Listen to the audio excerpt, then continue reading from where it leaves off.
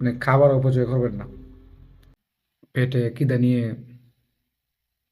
বিছানার মধ্যে সারা রাত ঘোরাঘুরি করছি, ঘুমাতে পারি নাই।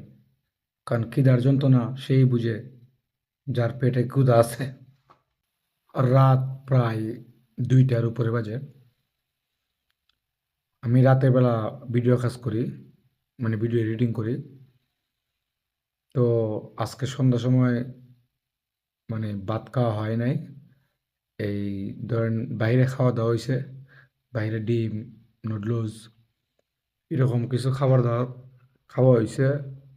কিন্তু রাতে প্রায় 9টার সময় বাসাত আসছি।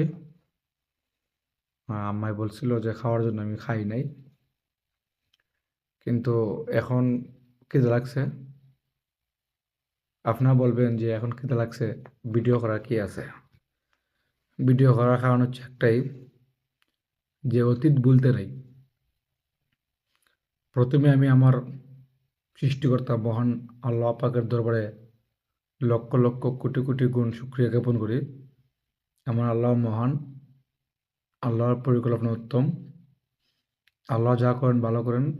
এবং সর্বোপরি আমি আলহামদুলিল্লাহ বলি। এখন মূল কথায় আসি। এই বিগত 4-5 বছর আগেও বা 3 বছর আগেও মানে পেটে খিদা নিয়ে বিছানার মধ্যে সারা রাত ঘোরাঘুরি করছি, ঘুমাতে পারি নাই। কারণ খিদার যন্ত্রণা সেই বুঝে যার পেটে ক্ষুধা আছে। এমনও দিন গেছে, সকালবেলা খাইছি, মোটামুটি কিছু খাইছি আমার পুরো পরিবার নিয়ে।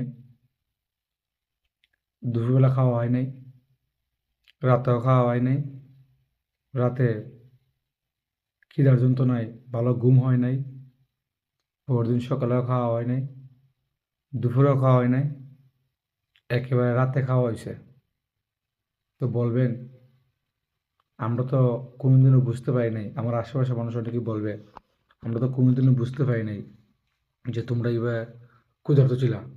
আসলে এটা মাঝে মধ্যে হতো, মানে মাসে একবার বা 2 মাসে একবার বা মাসে 2-3বারও হতো, এমন সময় গেছে।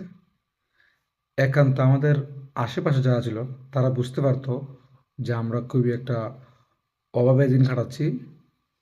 কিন্তু এটা তারা বুঝতে পারতো না যে আমরা 2 দিন যাবৎ উপাস, 2 দিন যাবৎ আমরা কিছুই খাই নাই। এটা ওনারা বুঝতে পারতো না। আজকে আলহামদুলিল্লাহ আমি ভালো আছি। এই ক্ষুধা লাগছে, রান্নাঘরে গিয়ে খাবো। রান্নাঘরে আপনি যথেষ্ট পরিমাণ খাবার আছে, শুকনো খাবার আছে। তো ভিডিওটা রেকর্ড করার উদ্দেশ্য একটাই, যে অতীত ভুলতে নেই। আমি আমার অতীত ভুলি নাই।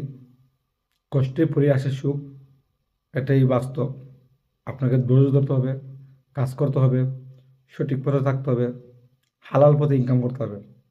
কষ্ট আপনাকে শিখিয়ে দিয়ে যায় যে আপনি কীভাবে বাঁচতে হবে, হালাল হারাম কোনটা, এটা শিখিয়ে দিয়ে যায়। তাই আমি বলবো, আপনার ধৈর্য ধরুন। যারা খারাপ সময় আছে, ধৈর্য ধরুন। আর আমি আমার আল্লাহ পাকের কাছে শুকরিয়া জ্ঞাপন করি সবসময়। আর লাস্ট একটা কথা বলি, খাবার অপচয় করবেন না। আর মানুষের খারাপ সময়ে মানুষকে নিয়ে বাজে মন্তব্য করবেন না। যদি তাকে সহযোগিতা না করতে পারেন, অন্তত তাকে নিয়ে বাজে মন্তব্য বা তাকে বেকায়দায় ফেলাবেন না, বা তার দুর্বলতার সুযোগ নিয়ে তাকে আরও খারাপ সময়ের দিকে ঠেলে দিবেন না। তাকে সহযোগিতা করুন, সাহস দিন, সামর্থ্য থাকলে তাকে সহযোগিতা করুন। ভালো থাকবেন। আল্লাহ হাফেজ।